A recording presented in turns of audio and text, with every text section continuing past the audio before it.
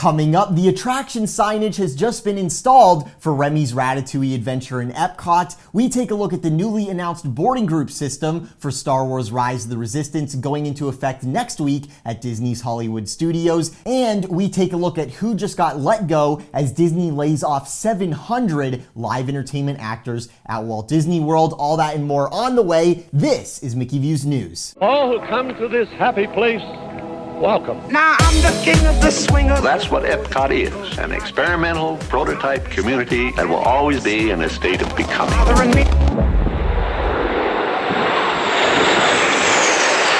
First up in the news today, over in EPCOT, overnight Disney installed the Remy's Ratatouille Adventure signage marquee above the entrance to the attraction behind the France Pavilion in the World Showcase as the attraction moves a bit closer to completion here. A couple videos ago I mentioned we know people who were working on the inside of the attraction earlier this year, and at the time they left they said the inside was coming along really nicely, that it was virtually complete, and the outside, if you look at it right now, reflects much of the same. And while all this may seem great, the prospects of this attraction opening anytime soon do seem a little bleak. For the sake of public relations, to me it seems unlikely that Disney would make a big deal, open a new attraction amidst all this, even though we know that the crowds are actually pretty much back to normal at Walt Disney World. So that's where it becomes possible that Ratatouille continues to sit here into next year. The counter argument to all this is Disney has the park pass reservation system now, where you actually have to make a reservation to be able to go to a park on a specific day.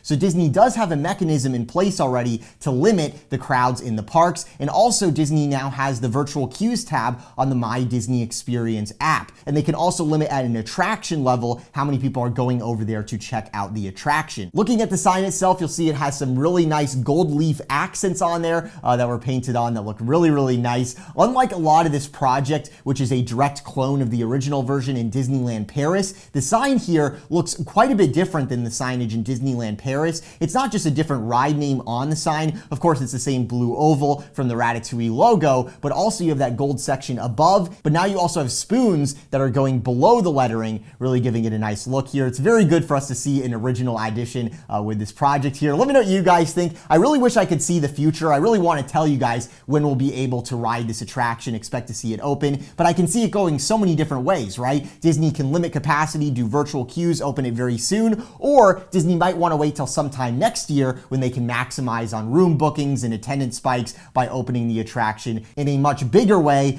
with a lot of festivities and things later sometime next year. Who's to say for sure when exactly it'll be, but as soon as we do find out for sure, I will be letting you know right here, so make sure you're subscribed with those notifications on. Next up in the Disney news today, Disney just announced an overhaul to the boarding pass system at the headliner attraction in Star Wars Galaxy's Edge at Disney's Hollywood Studios, of course, Star Wars Rise of the Resistance. It's the attraction everyone wants to ride, but it's quite hard to get a spot in the virtual queue. In the current iteration of the boarding pass system for the attraction, you have to arrive at Disney's Hollywood Studios before park opening, get scanned into the park with your ticket before the boarding passes are released, and then you have to be in the virtual queue section on your phone refreshing, and as soon as the clock strikes 10 a.m., you hit that join group button, get your boarding pass, and then you wait for your turn to ride the ride. The problem is most guests aren't scanned into the park before 10 a.m., in which case there is a second wave of passes that are released at 2 p.m. And the 2 p.m. passes are even more difficult to get because it's largely disputed whether Disney even releases the second batch every day, and when they are released, which I think they are, there just aren't that many of them, right? And of course by 2 p.m. you have way more people in the park all trying to grab the fewer passes. So now Disney is switching up the system, and it looks like they're switching it up to more greatly favor guests that are staying on property, announcing now to get a boarding pass for Star Wars Rise of the Resistance, you no longer have to be scanned into the park to be eligible to get a pass. If you have a park pass reservation for Hollywood Studios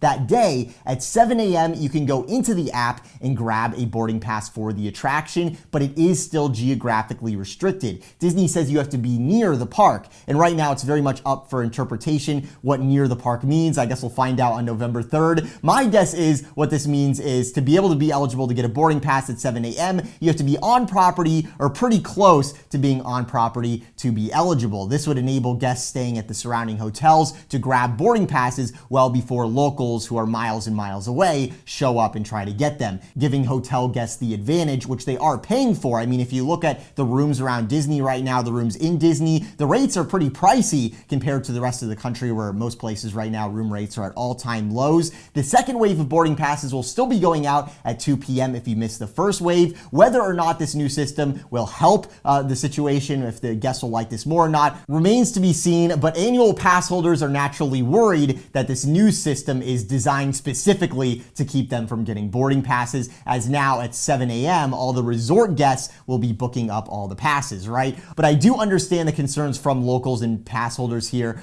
thinking that they're being left out with this new system. I personally don't care very much. I've ridden Rise Resistance 4 or 5 times. I think it's a great ride, but I really don't ride rides that much in the park. You know, when I am in the parks, I'm just walking around filming for you guys. I really enjoy the atmosphere and making the vlogs and stuff, right? Plus, I'm here all the time. So obviously, the vast majority of people who are visiting Disney, they haven't gotten to ride it a single time yet. So for the system to favor them, it sounds good to me, right? They're paying way more to be here, and they should definitely have a good chance of checking out the attraction. And also, it's not really surprising given everything we've seen this year, from Disney points to them wanting to limit pass holders as much as possible.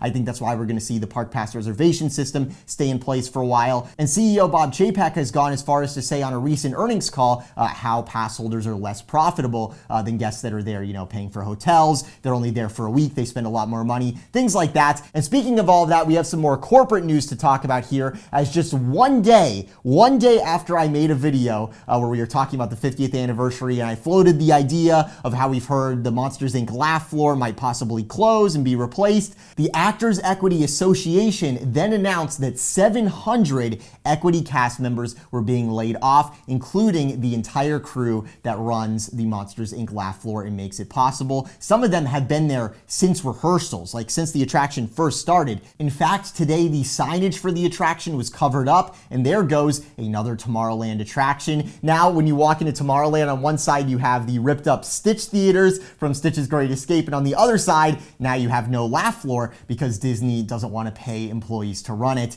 Just terrible to see. The Monsters Inc. crew is only a fraction of those 700 layoffs that just happened. These cast members account for virtually all of the live entertainment around property. Equity actors are the people who do the Hoop-Dee-Doo review show, the live on stage shows at the parks, the Streetmosphere characters like on Hollywood Boulevard that have been there since the parks opened. So it's very sad to see all those people getting the boot here. And the richest part of all this is, while this was going on, this news, CEO Bob Chapek was like quoted on CNN rejecting claims that were made by a U.S. senator in a recent letter where she was asking a bunch of questions.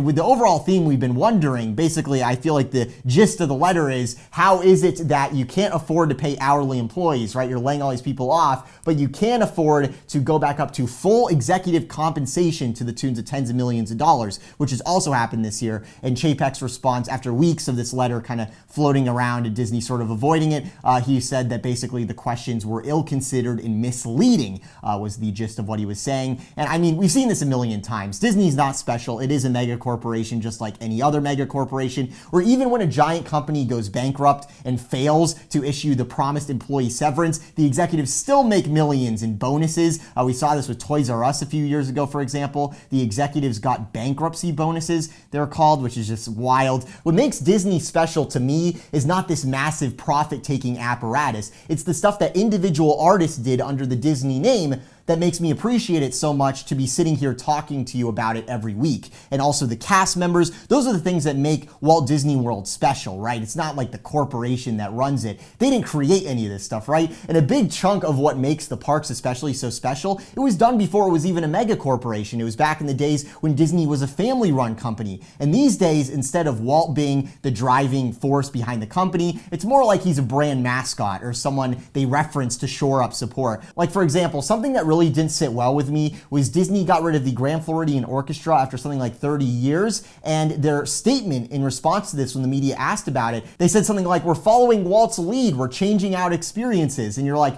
What new experience? The silent Grand Floridian main building, which cost the same to stay in as it did before, and now Disney has to spend less, right? Walt's creative vision was not reducing operating expenses. That was not actually what Walt was about. So I think if you think about it in that way, if you make a distinction in your mind between Disney, the corporate entity, and the stuff that we actually like, the stuff they happen to own, which is made by artists whose work we love very much, the cast members, things like that. If you separate these two things, you won't be so surprised when you hear and see the sort of stuff that's coming out of the corporation as of late, sort of the actions they're doing. And my heart goes out to all the equity actors that are affected by this. It's very sad to see. The parks will literally not be the same without live entertainment. It's a big loss for both the actors themselves, of course, and also the guests, because this definitely does impact the guest experience in the parks. But while it's to the detriment of the guests and the actors, it did just increase Disney's bottom line. To leave you off on a positive note here, after filming in the studio, I ran over here to EPCOT to get you guys some of my own footage of the Ratatouille sign you saw in this video. I also checked out the progress on one of the Walt Disney World archways. If you remember, we just got the concept art for the new look.